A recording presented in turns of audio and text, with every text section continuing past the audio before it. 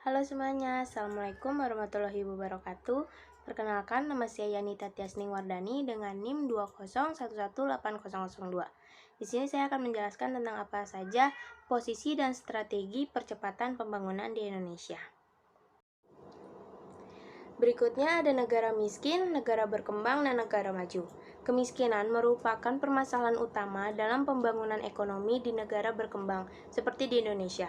Kemiskinan di Indonesia telah membatasi hak rakyat untuk memperoleh pekerjaan yang layak, perlindungan hukum rasa aman, kebutuhan hidup seperti sandang, pangan, dan papan yang terjangkau, pendidikan yang layak, layanan kesehatan yang layak, keadilan, partisipasi dalam menata dan mengelola pemerintahan dengan baik.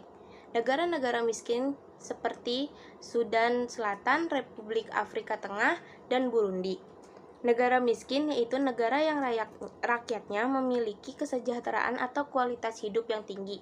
Negara yang digolongkan sebagai negara maju terdapat di benua Eropa, terutama kawasan Eropa Barat seperti Amerika Utara. Selanjutnya, negara berkembang adalah negara yang rakyatnya memiliki tingkat kesejahteraan atau kualitas hidup taraf sedang atau dalam perkembangan. Sedangkan yang digolongkan negara berkembang terdapat di benua Asia, Afrika, dan Amerika Selatan seperti Amerika Latin.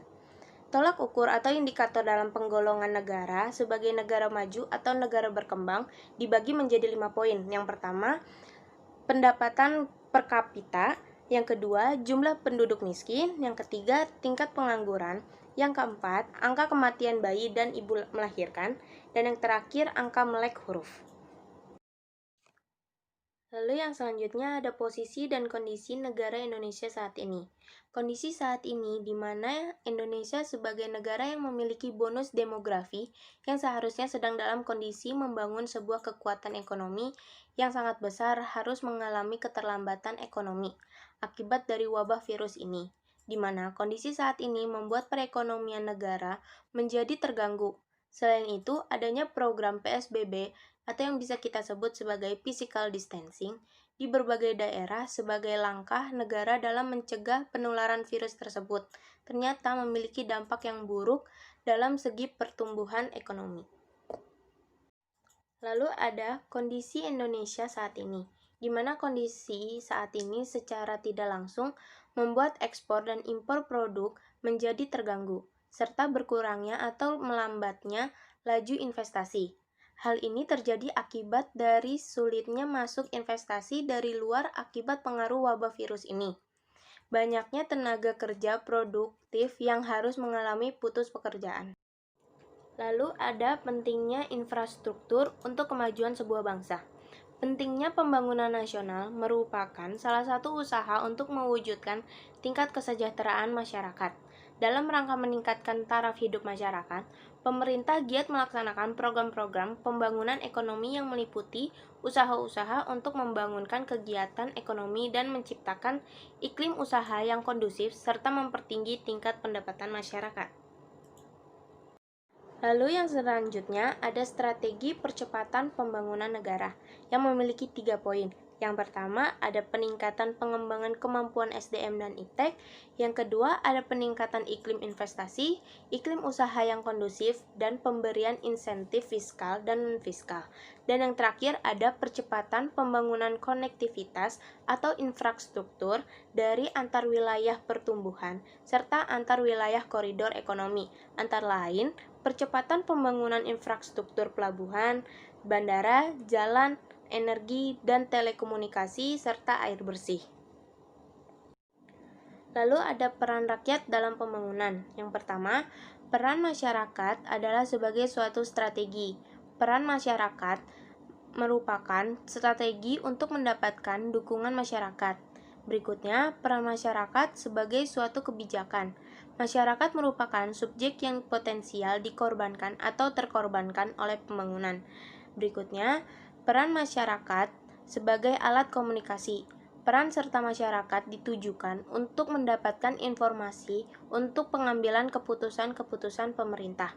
Yang terakhir, peran serta masyarakat sebagai alat penyelesaian sengketa.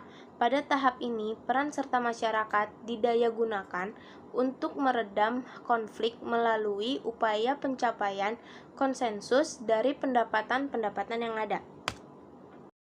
Lalu ada hal-hal yang mengakibatkan perlambatan pembangunan negara. Yang pertama, besaran ekspor yang semakin sedikit.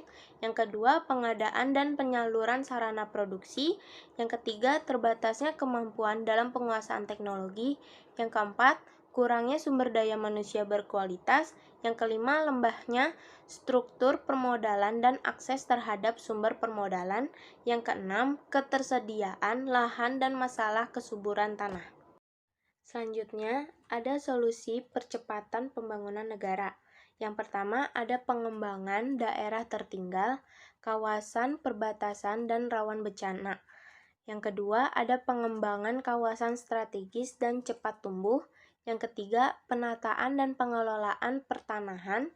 Yang terakhir, ada pengembangan kawasan perkotaan dan perdesaan. Yang terakhir ada strategi yang diterapkan. Yang pertama, menerapkan sistem pengelolaan pertanahan yang efisien, efektif, serta melaksanakan penegakan hukum. Yang kedua, meningkatkan pengembangan daerah-daerah tertinggal dan terpencil agar dapat tumbuh dan berkembang. Yang ketiga, mendorong keterkaitan ekonomi, wilayah perkotaan, dan perdesaan dalam suatu sistem wilayah pengembangan. Dan yang terakhir, mendorong percepatan pembangunan dan pertumbuhan wilayah-wilayah strategis dan cepat tumbuh. Sekian penjelasan saya tentang posisi dan strategi percepatan pembangunan di Indonesia. Kurang lebihnya mohon maaf. Wabillahi taufik walhidayah. Wassalamualaikum warahmatullahi wabarakatuh.